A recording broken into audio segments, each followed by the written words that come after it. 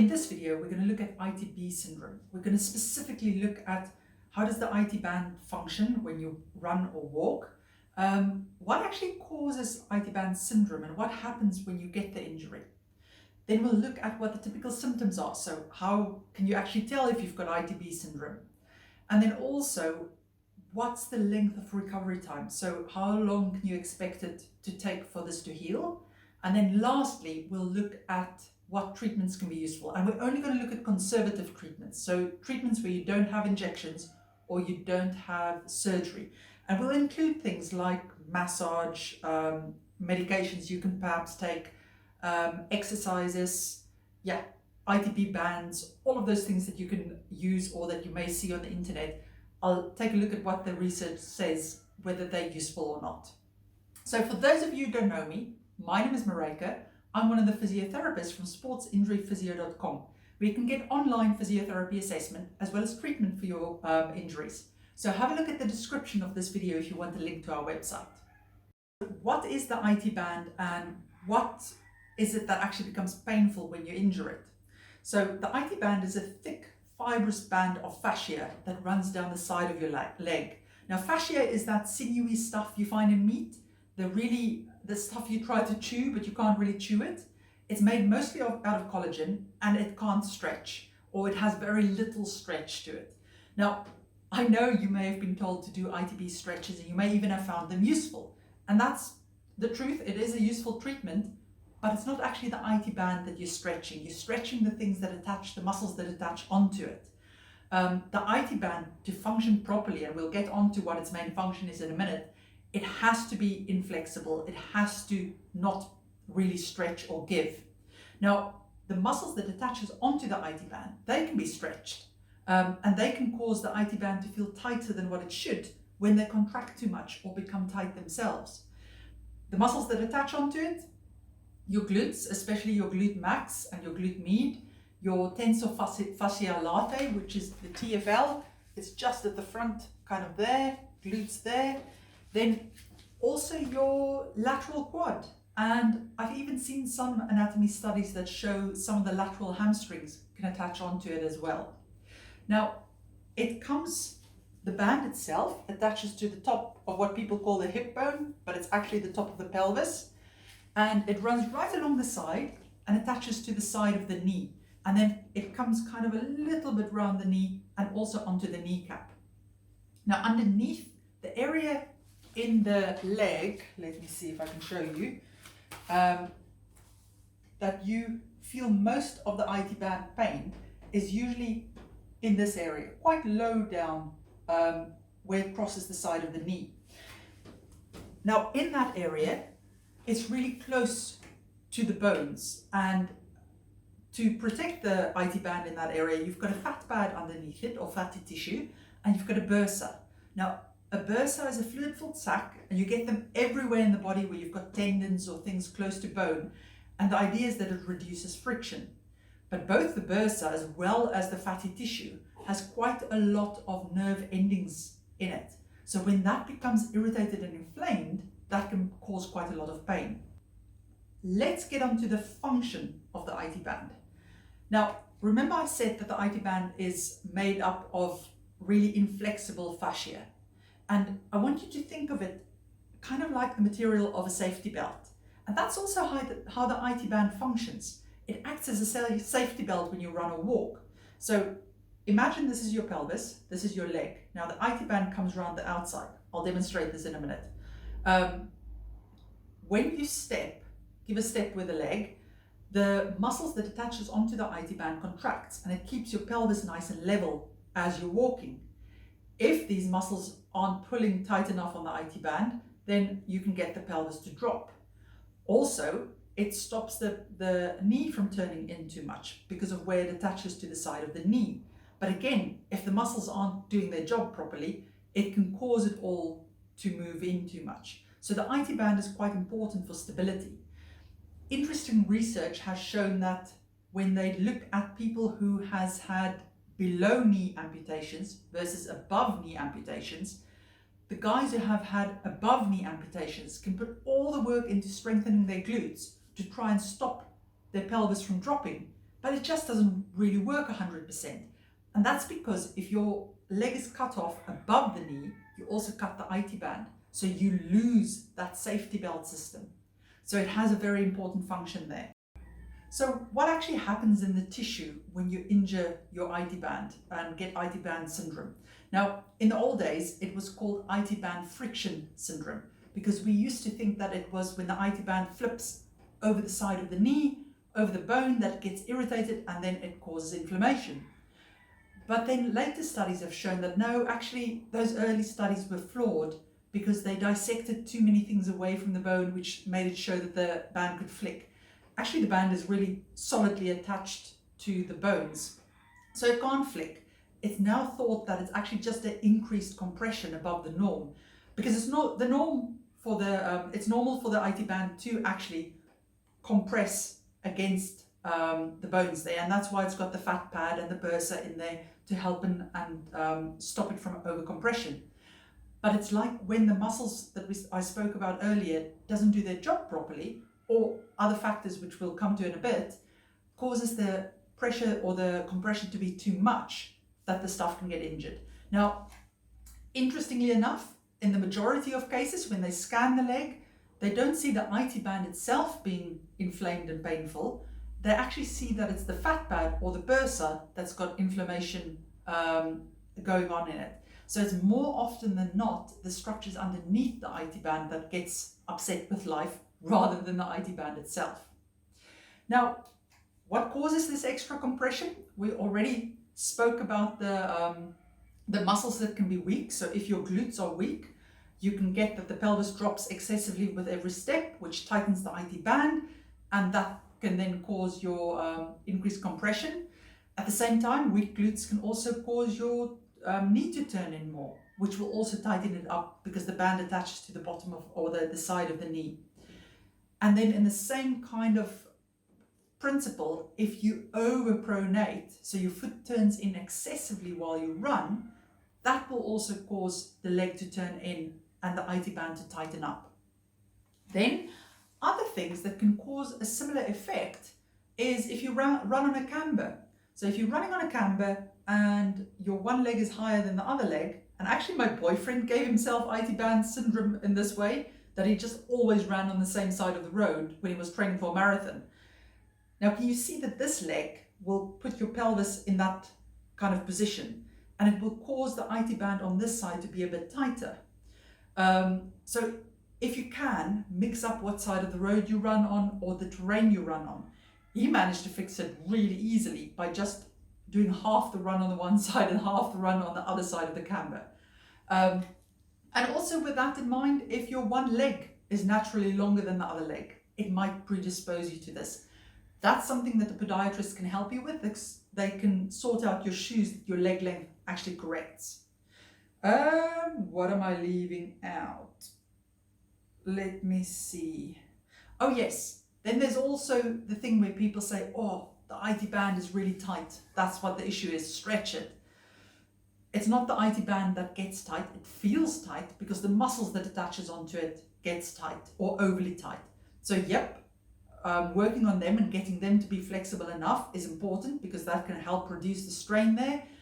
But you might also want to look at what is the cause for them being so tight, because muscles that you keep on stretching that doesn't want to release usually indicates that there's an underlying something you've got to look at. Most often it's that people are overtraining or training too hard and not giving the muscles enough time to recover. So, but a physio can help you figure out what it is for you.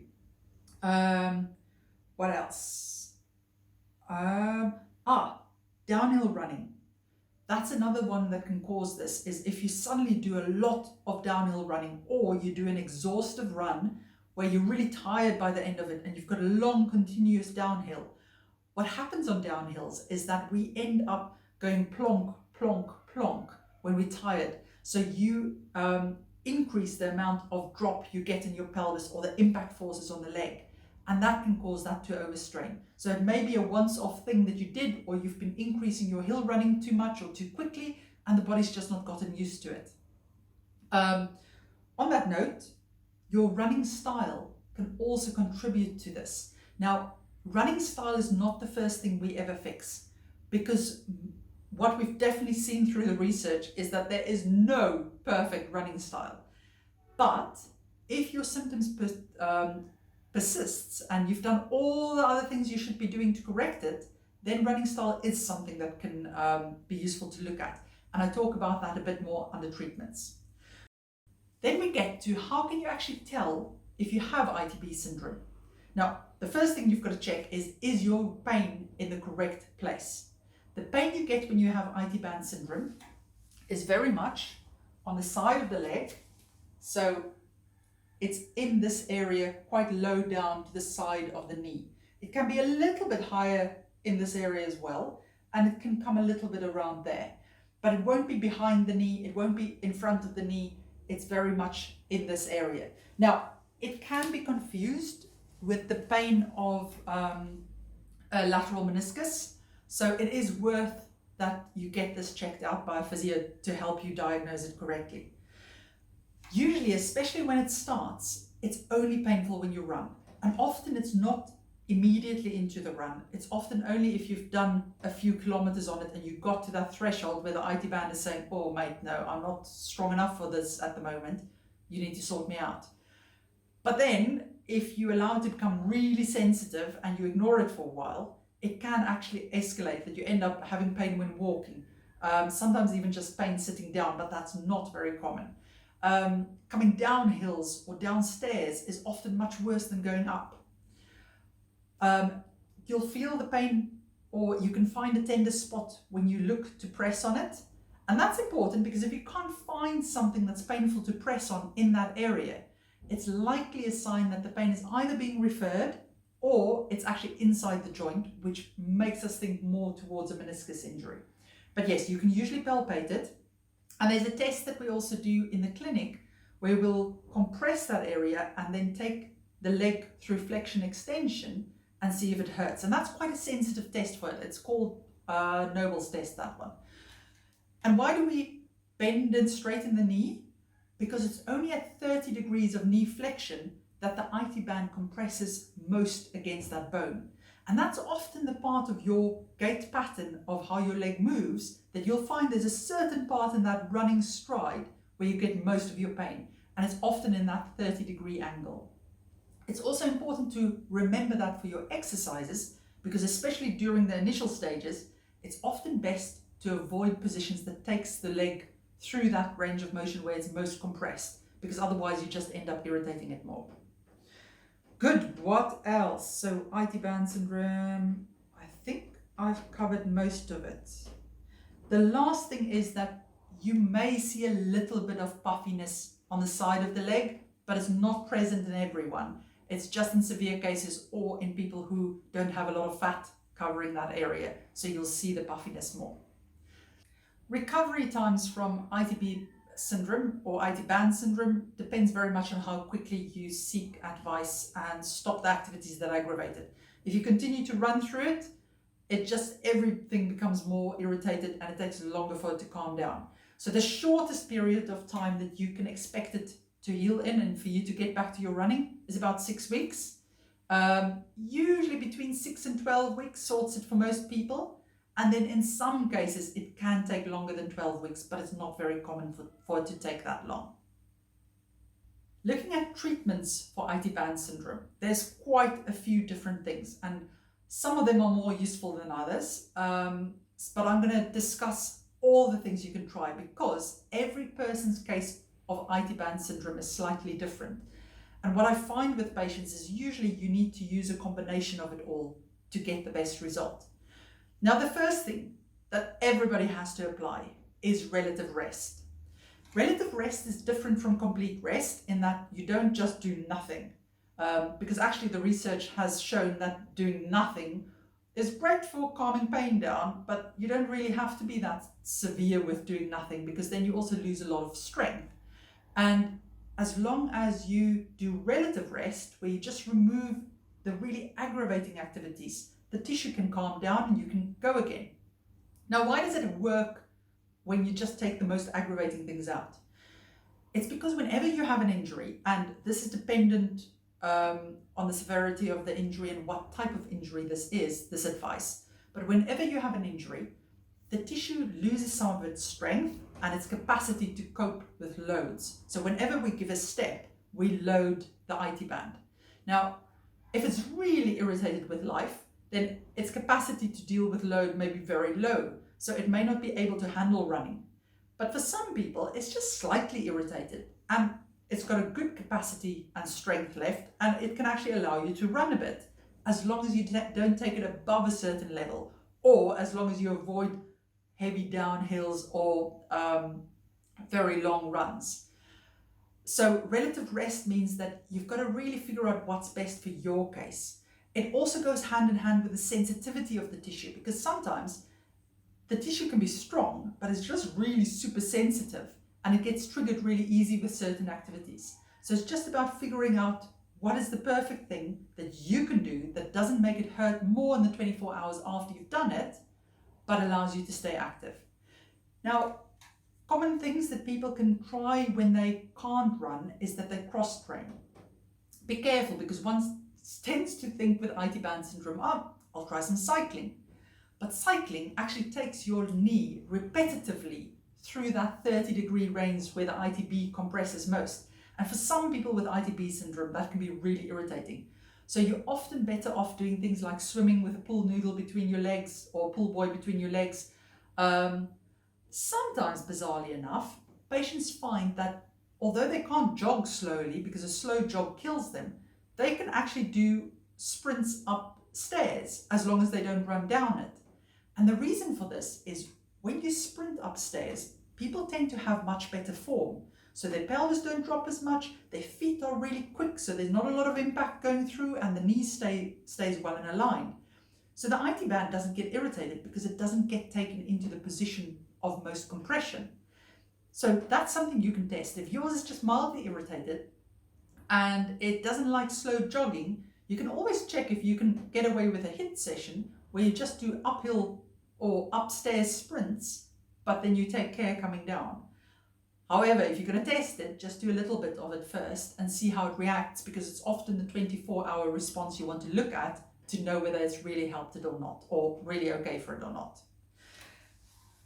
Now, with most sports injuries these days, the advice is not to take anti-inflammatory medication, because for some types of tissue, it's been shown that it can actually delay the healing response or stop your adaptations from exercise.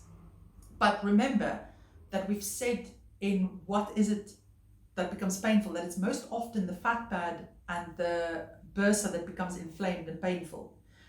And whenever you've got a fat pad or a bursa that's sore and painful and inflamed, anti-inflammatory medication can actually be very useful as a short course. So you have to speak with your doctor before you take it. I know it's available on just over the counter, but to be honest, anti-inflammatory medication is not right for everybody and it can have side effects. So just check with your doc if you're safe and okay to use it. And also, no longer than, I think they usually recommend 10 days is the max, and it's because it can have side effects. In the same line, you may find ice useful. Neither ice nor anti-inflammatories is a full-on cure for this, because you've got to figure out still, why did it happen? How do I fix the cause of this issue? But ice can help to calm down the inflammation. It can help to calm down the pain. But again, you don't want to stick ice on there and just leave it. You want to ice it for about 7 to 10 minutes at a time. Remove the ice, let the skin, everything warm up for about 10 minutes, and then you can reapply it for about 7 or 10 minutes. If it helps with your pain, great stuff, use it. If it makes no difference, discard it, then it's not that useful. Then we come on to strength training. Now, strength training is one of the treatments that you will see prescribed most often in the research and by physios for ITB syndrome. And you would expect that there's actually strong evidence to support this. Now, there are some studies where they've used strengthening of the glutes specifically to see if that helps. But actually, these studies didn't have controls in them, so they didn't check if it's better than any other treatments or just rest alone, because all these people had to rest from activity, and we know that rest calms IT band syndrome down. So there's no strong evidence yet to support this, but this is a common thing that physios do, and in my experience, it is useful, especially if your assessment has shown that you've got weak glutes or that your pelvis drops excessively. Then it's something you want to add in. Now, I've made a whole video about strength training for IT band syndrome. So I'm not going to go into specific exercises in this one, but I will link to the video here. And if you're looking for the link, also check the description of this video, you'll find it there. So glute strengthening, glute med as well as glute max is useful. Something else that you want to look at is if your foot was overpronates or pronates too much when you run, then you want to be strengthening the muscles that actually supports the ankle to stop that overpronation. So the intrinsic foot muscles, the ones that support the arch, but also the tibialis posterior and anterior, can be useful to strengthen. And just working on simple exercises like balancing exercises to teach your body the correct movement again. So strength training is a very useful tool, but again, only if you really need it. It may be that actually your IT band syndrome was brought on 100% by training error and just overtraining, and actually you have got strong muscles, so you don't really have to do anything extra for that. Then if we look at stretches for IT band syndrome, there's actually good research to support that stretching can make it feel more comfortable and help the pain with that. And again, I've made another video where I demonstrate all the stretches, which I'll link here and in the description of this video, so have a look there. But you want to stretch all the muscles that attaches onto the IT band. So that's the TFL, tensor fasciae latae, the glute med, glute max, your lateral quad or outer quad, and like I said, sometimes even the hamstring. So yes, but if you want a demonstration of those stretches, have a look at the other video I did about that. And then hand in hand with stretches goes massage. Because if we're thinking that the muscles are overactive and that they are actually, we call them in tone. So unless you're dead or your muscles have always got a tone, it's only when you're dead that you have absolutely no muscle tone. So think of a piece of meat lying on the counter, it's just floppy. But otherwise, the nerve endings are always slightly active and the muscles have some tone. Now, when something irritates the muscles or the nerve endings, they can have too much activity and it causes the muscle to be too much contracted while you're at rest. So this is not a spasm. It's not like the same thing as when you get a calf cramp. That's a cramp, that's a spasm. This is just a muscle that's slightly more contracted all the time. And if that happens, it can tension the IT band. Now, massage is a brilliant way of desensitizing muscles and nerve endings and getting that extra muscle tone to go away. Same thing with foam rolling, and I've made a whole video about foam rolling, all the different muscles that attaches onto the IT band as well. But what you've got to understand is massage is a temporary fix. It reduces that tension, but if you don't address the cause of why did it become this tight in the first place, which can either be weakness or it can be overtraining, then the tightness will just come back. So if you're having massages and you're finding they work really well in the short term, but then the IT band feels tight again and sore again, then you've got to address the cause of what's causing the muscles to be that tight. Sorry, I was thinking of something else as I said that. What have I left out there? Okay, never mind. I can't think of what that is now. It'll probably pop into my head in a minute. Okay, so then also thinking about exercise, and we want to get the pelvis more stable, want to get the foot more stable. Sometimes you can strengthen the foot as much as you like, but it just doesn't want to stop overpronating because you may have some ligament laxity, so whenever you get tired, the foot just rolls in. In those cases, orthotics may be useful. So orthotics are insoles that has a little bit of an arch support that stops the foot from rolling in excessively or just slows it down, that it happens slightly slower because that reduces the strain on the tissue. And that might be useful, but only if you have that specific problem. Then also, if we think of running style, the funny thing about running style is you would assume that if you run with a gait where you can see your pelvis is dropping and your knee is turning in too much, that if you do all the exercises to strengthen you up, that should automatically stop. But the research has shown is you can do all the strength training you want and be really nice and strong, and then you go out and you run with the same running style. And that's because that's a learned behavior. That's a movement pattern. And if you want to get rid of that movement pattern or actually improve it, you have to think about what you're doing when you're running and do specific running drills. Now, I've made a whole video about that as well, because it's a topic that you can really go into detail with. But the things that can be useful to change in a running style is if your cadence is too low, if you increase your cadence by just 5%, the research has shown that actually you can decrease the load on the legs significantly. By the way, if you want to have links to all the research studies, they will be in the description of this video as well. Other thing is, if you're overstriding, so you're putting your heel down really far out in front of your body, that's something that can increase strain. So you want to bring that back a bit. And I'll show you in the other video how to do that. And then lastly, what is the last one? Oh yes, if you run what we call tightrope running, where you really bring your legs in one in front of the other instead of having them slightly separated as you run, that can cause the IT band to pull tight. And a hint that you might or may be doing that is if you keep on kicking yourself, that means that possibly your legs aren't going straight through as you're running. And then lastly, the last thing that people tend to try or use and that some patients do find useful are these IT band straps or that you can find online, or even putting tape around the lower portion of the IT band. Now, they fit just around this area, and the reason people think they work is because they offload, they put pressure there, so they change the pressure lower down where it actually compresses. Do they work? Don't they work? There's no strong evidence to suggest that they do work. What I can tell you from my patients is that for some people they make a big difference, others they make absolutely no difference. The other thing people worry about is, are they making their condition worse if they use it? Now, again, there's no clear answer to this, but there's a method that you can test. And what I always tell people is, if you put it on and you do, say for instance, you find you get pain with a squat. So you do a squat without it on. Then you put it on and you do a squat again.